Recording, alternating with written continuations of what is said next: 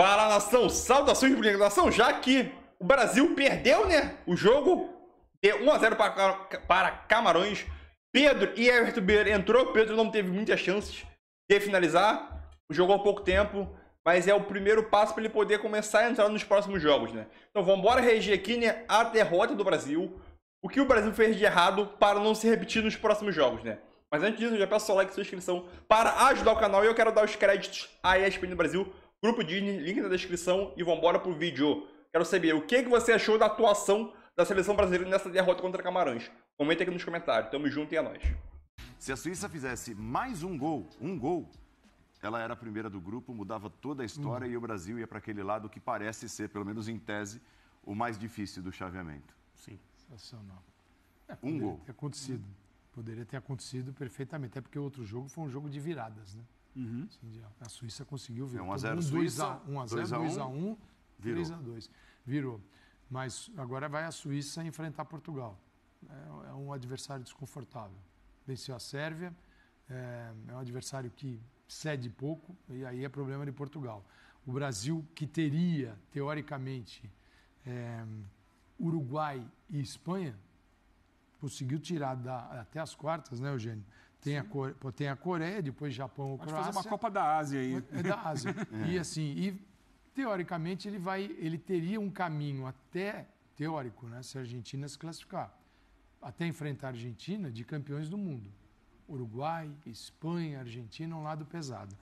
Quando você vai para o outro lado da Copa, aí você tem em cada um dos 4 confrontos uma equipe que tem chance de ganhar um Mundial. Inglaterra pode ganhar? Favorito, eu só consigo trabalhar com a palavra favorito, favoritos, quando é mais de um, eu já não acho que não é favorito, acho que já tem um monte.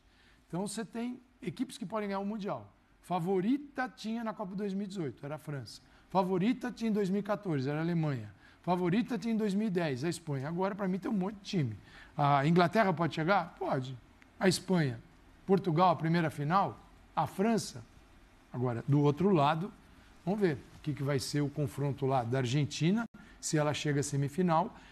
Em tese, assim, muito teoricamente, porque a Copa derruba isso todo dia, né? Essa Copa aqui derrubou. Daqui a pouco podemos fazer assim, esse exercício de pegar aquele consenso de classificação para as oitavas e ver como esse consenso foi para o espaço. Nossa.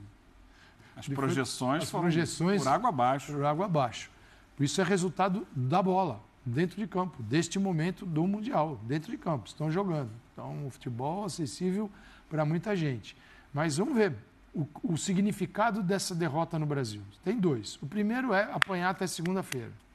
Ah, por que poupou? Deveria poupar. É melhor perder o jogo do que esgarçar todo mundo, sendo que a cada partida é um jogador. Já percebeu? A cada confronto é um que está fora. Ou às vezes 2. O Brasil tem fora nesse momento Neymar, Danilo, Alex Telles e Alexandro. 2 laterais esquerdos, o seu principal jogador do ponto de vista técnico. Então o Brasil já perdeu, não sabe quando eles estarão disponíveis. 2 laterais esquerdos e, teoricamente, né, o lateral direito reserva. Exato. Hoje não foi bem na marcação. Não foi bem na marcação. Então aí você puxa um zagueiro. A tendência é você puxar de novo o Militão por ali, porque as boas jogadas do Camarões surgiram nas costas do Daniel Alves. Como já se imaginava, né? A gente costuma olhar para esses jogos com formações alternativas, escalações diferentes e imaginar, ainda mais na Copa do Mundo, que é tiro curto e as vésperas de um mata-mata, oportunidades. Vamos falar dos destaques. Quem se destacou na seleção brasileira e, de repente, não estou dizendo, o Tite vai mudar tudo e vai colocar lá, trocar 2 ou 3, colocando no time titular. Até porque na posição desse que eu vou falar, é muito difícil mexer. Você vai tirar um zagueiro para colocar o Bremer, que foi muito bem, ou o Militão na zaga, né? Sim, a minha impressão é que a fartura de atacantes que a seleção brasileira tem é tamanha que ela pode escalar num dia em que jogam só os reservas, Antony, Rodrigo, Gabriel Jesus e Martinelli. Esses eram os jogadores que estavam à frente dos 2 volantes, do Fabinho e do Fred, na escalação inicial do jogo de hoje. Reservas. E eu entendo que o Martinelli teve uma participação bastante boa no jogo de hoje, em termos de iniciativa. A seleção brasileira atacou muito mais com base, embora seja o mesmo sistema do chamado time titular, a seleção atacou muito mais com base nos seus valores individuais hoje, porque é um time que não se conhece, não existem automatismos. Aliás, pela primeira vez na história das participações brasileiras em Copas do Mundo, entra em campo um time inteiramente composto por jogadores reservas. E pela terceira vez nessa Copa, o Tite mandou ao jogo uma equipe que nunca jogou. A escalação da estreia foi inédita, a escalação da segunda rodada foi inédita e hoje, evidentemente, inédita. O que você... É um pouquinho diferente. Quando você tem, se quiser, o Fred, por exemplo, Casemiro e Fred, o Everton entra nessa função, eu acho que mexe menos. Então, o Tite tem esse trabalhinho de casa para fazer. Eu não vejo a certeza de quem é o cara. O curioso é isso, né? Vamos tentar imaginar a convocação. Casemiro, Fabinho, Fred, Bruno Guimarães. Fred não respondeu positivamente. O Bruno hoje foi mal. Errando quase todas as opções de jogada que ele teve. Ele continua afobado, né? Isso. Se antecipando, tentando resolver situações que não tem que resolver, errando as escolhas das jogadas. Então você tem um problema. Porque o titular e o reserva daquele espaço hoje não são confiáveis, plenamente confiáveis. Então você vai ter que trazer uma alternativa. É o Paquetá ali, com o Rodrigo mais à frente. Se o Neymar voltar, beleza, está resolvido. Paquetá e Everton. Paquetá e Everton? Porque o Everton, qual é o papel do Everton no Flamengo? É, por ali. Não é exatamente o mesmo desenho. Mas tem um retorninho também. Tem. Não é o cara que fica... O Flamengo é o tal do losango, né? O Brasil não joga com esse... Aliás, hoje, em algum momento do segundo tempo, com a entrada do Marquinhos, em algumas passagens o Brasil segurou 3 zagueiros ali atrás, subiu o Daniel Alves para o meio-campo. Olha, que de repente pode surgir uma terceira opção para essa função. Porque ele ficou ali, Daniel Alves, mas ele ficou um pouco mais preso, deixando o Bruno sair mais, ao lado do Fabinho. E o Everton Ribeiro, ele fez uma espécie de o ponta do losango. Em algumas situações do jogo. Que é a posição que no Flamengo quem faz é o Arrascaeta. Ele faz mais caindo pela direita. E ele ficava, por exemplo, voltavam Antony e Martinelli, ao lado de Bruno Guimarães. Era ele mais próximo do Pedro. E ele ficava... na verdade, o cara que entrou bem a beça no jogo é um titular da seleção brasileira, fora de posição, que é o Marquinhos. E aí é isso que a gente está falando do Bruno. O que é a camisa da seleção para o Bruno, que é um jogador extraordinário? O Bruno é um grande jogador. Mas qual é o peso dessa camisa ainda, dele tentar provar que pode vesti-la como titular? Ele, depois do jogo contra a Suíça, ele disse, eu senti o peso, né? Principalmente nos primeiros minutos em campo, então, depois eu me soltei um pouco. Isso era importante. Aí assim, desculpa, Eugênio, quando um jogador diz isso, acontecem algumas coisas, né? Às vezes a gente se choca, se surpreende, melhor dizer, por alguém ter esse nível de autocrítica numa Copa do Mundo. A primeira oportunidade que ele recebe, um jogador tão pedido na convocação, no momento em que ele foi convocado, a chamada dele foi considerada um acerto do Tite pelo que ele faz no clube dele na Inglaterra. Aí ele recebe a primeira oportunidade, claramente não vai bem. E explica por que não vai bem, dizendo, olha, eu senti o jogo, eu não lembro exatamente qual foi a frase que ele usou, mas ele sentiu o jogo, ele ficou muito ansioso e ele não conseguiu fazer aquilo que ele gostaria. Então, primeiro, eu acho que é importante aplaudir o jogador pela transparência e pela autocrítica, por ser honesto. Mas aí ele recebe uma segunda oportunidade, não vai bem de novo, a gente é meio levado a dizer, olha, ele continua ansioso, mais do que ele já estava, porque ele queria apagar uma imagem que ele próprio disse na entrevista depois do jogo que não foi boa.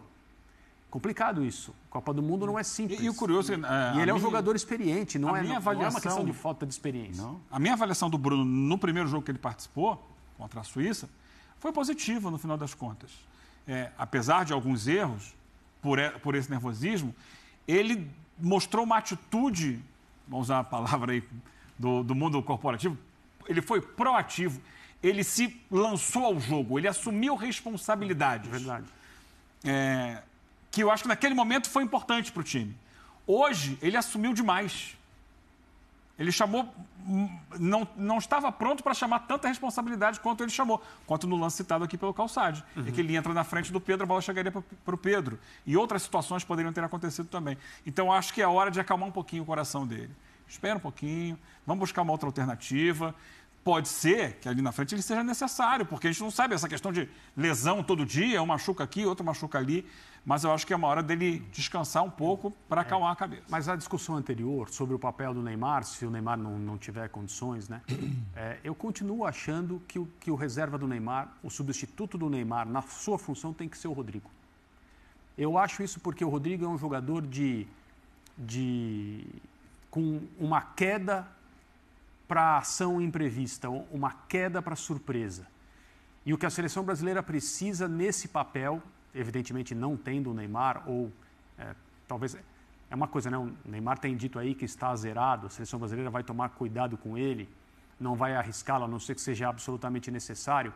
Mas o Neymar, ele pode voltar e pode se machucar de novo. Ele pode sentir dores. Sim. Infelizmente, ele vai entrar em campo com um alvo sobre a meia do uniforme da seleção brasileira no tornozelo machucado. Isso resiste pouco a tentações competitivas de certos jogadores, né? Lembremos da chave de braço do Sérgio Ramos no Salah, na final da Liga dos Campeões, entre Real Madrid e Liverpool, o Salah machucado, e ele foi lá e no lance de jogo tirou o Salah do jogo. Essas coisas podem acontecer. O Brasil tem que ter um plano B no lugar para a ausência do Neymar. E eu acho que o Rodrigo é o jogador que reúne, que apresenta o talento para o imprevisto no 1 contra 1, que se desloca, que preocupa constantemente o adversário. Não é exatamente um clone do Neymar, nem muito menos o próximo Neymar, ninguém deve pensar nada disso, porque ele tem talento próprio, luz própria. Mas eu acho que dentro do elenco da seleção brasileira, mais do que o Paquetá, mais do que o Everton Ribeiro, esse substituto, se for necessário, precisa ser o Rodrigo. Eu acho que para isso acontecer tem que mudar o meio de campo. Para fazer a bola chegar um pouco mais dentro. Senão o Brasil fica com 2 volantes, 4 atacantes. Claro. E aí a coisa... Sim. Agora, a gente abriu um portalzinho de análise interessante, que é quais os jogadores que... Não estou falando de função agora do que está acontecendo e dos jogadores para o desenvolvimento da Copa do Mundo. Qual é a evolução de cada um? Quais os jogadores, tem vários, entram, vestem a camisa, entram em campo e não sentem o jogo? Porque é o seguinte, você pode errar. Uma coisa é você sentir o jogo, outra coisa é... Tem cara que não sente, mas acontece um erro, o adversário tem suas virtudes, não é? O que não sente o jogo não é o cara que vai ganhar todas as partidas. Mas você tem os 2 goleiros, Thiago e Marquinhos. Marquinhos entrou na lateral esquerda. Nossa, dá a impressão de que ele vai jogar bem em qualquer posição você fala assim, o cara, possível e imaginável. O destro ali, ele tocando, ele aprofundando, ele jogando no meio de campo. Você fala assim, isso quer vestir, não pesar nada. Assim, ele está muito acima. Então é Marquinhos, é Thiago. Acho que o Danilo, nesse contexto, tem esse papel, mas está fora. O Alexandro foi muito bem, né, quando jogou, foi muito bem. O Casimiro, brincadeira, né? O Casimiro, só que aí começa a vir esse jogo que pesa mais. Por exemplo, para o Gabriel Jesus, em função... Ele deixou o Gabriel para ver se o Gabriel marcava um gol. Passou batido o Gabriel. O Bruno está pesando, o Antony, Rafinha. O Vinícius, acho que o Vinícius é o Vinícius sempre. Sim. Mesmo. Então, assim, esse é um cuidado que a gente precisa ter e ele acredita que terá nas escalações. Só para voltar, então, no ponto anterior... Vou bater lá no Catar. Que a pergunta dele, eu fiquei sem responder. Para mim, quem se destacou hoje foi o Martinelli, porque mostrou isso aí. Isso aí. Não pesou para ele, ele jogou o futebol dele. Ele fez exatamente o que ele faz no Arsenal. E, aliás, essa é uma característica da carreira dele, né? Porque aparece aqui no Ituano, jogando contra os grandes, encarando. Exatamente. Agora, e, de repente, vai do Ituano para o Arsenal. Veja uma coisa. Se firma. Só que não dá para pedir ele no time titular, né? Não. Pensando em como foi o jogo, com mais ou menos 32, 33 minutos, os 2 laterais de Camarões já tinham recebido cartões amarelos por escapadas e faltas duras por trás, uma no Antony e 2 no Rodrigo. Então, assim, uma seleção que, seja com o time titular ou reserva, ataca muito pelos lados e muito bem pelos lados, tinha ali um caminho, 35 minutos no primeiro tempo. Como que Camarões vai segurar o Brasil agora, com os 2 laterais amarelados? O jogo, ele continuou se desenvolvendo com o Brasil pressionando, o Brasil atacando, o Brasil perto da área, mas nunca incisivo, nunca chance clara. Criando mesmo. Né? Isso não aconteceu. Só para um delírio rápido. Até o Brasil estar perdendo. E se fosse testado o Martinelli na direita? Ele é o cara que ele é o destro que corta para dentro, né? Aí não, mas ele pode levar no fundo e tocar a bola para trás. Mas eu não sei se é o fundo que o Brasil. Deixa eu chamar para essa conversa o Mauro Naves, diretamente lá do Catar, acompanhou a seleção brasileira. Uma coisa é certa, né, Mauro?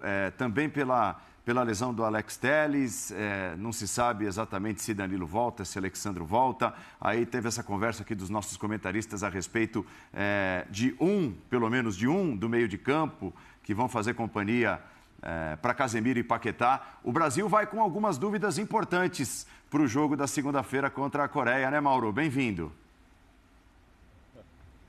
Ô, Paulo, boa noite. Um abraço a todos os companheiros aí, aos fãs de esportes. Eu estava ouvindo por um bom período aí o que vocês estavam dizendo e coincide muito com o que eu ouvi por aqui, tá, Paulo? Porque eu não assisti ao jogo ao lado de jornalistas, assisti ao lado de torcedores, né? E na saída também aqui, os questionamentos, as perguntas, mas interessante é durante o jogo, alguém vira assim, não, pô, tem que botar... Primeiro é o seguinte, bom, é o jogo para ele colocar o Bruno para se soltar, o André disse aí, todos nós e tal... De todos os comentaristas com os quais eu já fiz vários programas, eu acho que o único que eu vi que ainda livrou um pouco a cara do Bruno Guimarães no primeiro jogo foi o Eugênio, que está aí. Ele acabou de confirmar que, de uma maneira geral, ele gostou. Depois de acabar da ansiedade do Bruno, a participação dele deu lançamento, etc. A gente já conversou sobre isso com o Eugênio. Mas, em geral, assim, eu vejo aí que ninguém gostou muito da participação dele no primeiro jogo. Então eu esperava assim, não, agora ele vai, sai de titular, né, respira, assume essa camisa e passa a jogar a bola que ele joga lá na Inglaterra e aí pode ser um candidato sim a entrar no time e jogar. Aí acontece isso, ele não entrega de novo. Aí por que o Fred? Imaginei assim, Fred é porque está descartado. O Fred vai estar descartado para o segundo jogo. Ah, tá com o amarelo? Não tem muito problema. Eu tenho ou o Bruno, se o Bruno for bem, eu saio com Casemiro e Bruno, e tenho o Rodrigo. Se o Rodrigo for bem, eu saio de Casemiro e Paquetá. Então é por isso que eu acho que ele usou o Fred. Só que agora, diante do que se apresentou, o Fred entra na briga de novo, porque se o Rodrigo tivesse arrebentado e o Bruno Guimarães também arrebentado, aí tinha Paquetá brigando com eles por uma vaga para ele e Paquetá. E o Fred estaria meio descartado. Só que agora não está, porque eu não imagino que ele vá começar com o Bruno, porque nesses dois jogos acho que a avaliação não é legal, e a do Rodrigo ficou um pouco no meio do caminho. Aí você me falam aí do Everton Ribeiro, pode ser que ele entre nessa briga, ele que era a terceira opção, agora entre nessa briga, porque acho que o Bruno para começo de jogo está fora, fico dividido entre Rodrigo e Everton. Mas como ele descansou o Paquetá, vai usar Casemiro e Paquetá. Então sobra uma vaga só ali. Mauro, falava-se, vamos falar do titular. Falava-se que o Neymar poderia voltar lá na semi. Era nas quartas, aí foi para a semi. O que você tem ouvido aí? O que a gente teria alguma novidade em relação a isso? A volta dele? Não, amanhã cedo, né, Calçade, que acontece o seguinte, de manhã, agora cada hora surge uma palavra nova aqui no vocabulário da comissão técnica. Agora a palavra é processo. O processo agora funciona da seguinte forma, é jogo a jogo, então só trabalhamos até aqui, jogo com Camarões. Dia seguinte, foi assim com a Sérvia, com a Suíça agora. E o dia seguinte, que é amanhã, acontece uma reunião logo cedo. Como hoje teve jogo, não vai ser tão cedo essa reunião. Enfim, é antes do almoço, 9, 10, 11 da manhã. Segundo o Ricardo Gomes entregou ali, conversando com o Juninho e tal, numa entrevista que eles deram, parece que 16 pessoas participam dessa reunião. Claro que a palavra final é do Tite. E aí são apresentadas todas as situações. E a primeira situação apresentada é exatamente a médica. Então, o primeiro a falar é o Dr. Rodrigo Lasmar. Acredito que ele vai chegar e falar assim, olha, o Alexandre pode. Ok. O Alex Telles não pode, ou pode. Danilo pode ou não pode. E para o Neymar, eu não tenho muita dúvida que não dá. Pode dar para o Danilo, para a segunda, pelo que a gente viu dos vídeos divulgados, do trabalho que fez, e também para o Alexandre. Para o Neymar não dá. Mas passando para a próxima sexta, Calçade, pelo que a gente começou a ver, claro, ele não forçou muito o pé no chão, mas já coloca o pé no chão. Ele veio a campo para o trabalho ainda muito leve, falta fazer ainda muita coisa com esse pé. Colocar chuteira depois, se condicionar fisicamente. Mas nós estamos falando em uma semana, né? O jogo é na outra sexta. Então acho que a gente vai ter, passando na segunda-feira, alguma expectativa, acho que pode até ser favorável. Terça, quarta, quinta, vai ser a novela da semana, vai ser voltando ou não. Mas já não estou imaginando só numa semifinal, não. Diante do vídeo divulgado hoje, ontem, os primeiros trabalhos com o Neymar, pode ser que a gente tenha, assim, não agora para as oitavas. Então é isso aí, nação. Mais um react aí concluído agora sobre o pós-jogo do Brasil. Brasil não jogou bem com o time reserva. Esse time reserva acabou criando muita expectativa em cima, acabou não rendendo. A gente percebe muito grande que o Neymar faz muita falta nesse time aí. E a situação do Neymar, né, como o Mauro Naves acabou de falar no finalzinho, só deve retornar nas quartas de finais, né? Então eu quero saber, antes da gente encerrar aqui, né, eu quero saber a sua opinião. O que você achou do jogo de hoje contra Camarões? E se o Neymar faz muita falta, né? De uma escala de 0 a 10, qual nota você dá para a falta do Neymar, né? Para mim, uma nota 8 é a falta que o Neymar faz a essa seleção brasileira. Mesmo com o time titular, que foi contra a Suíça, que ganhou de 1 a 0 e mais deu trabalho, e agora contra o Camarões, time reserva, né? E tem muita diferença entre titular e reserva, né?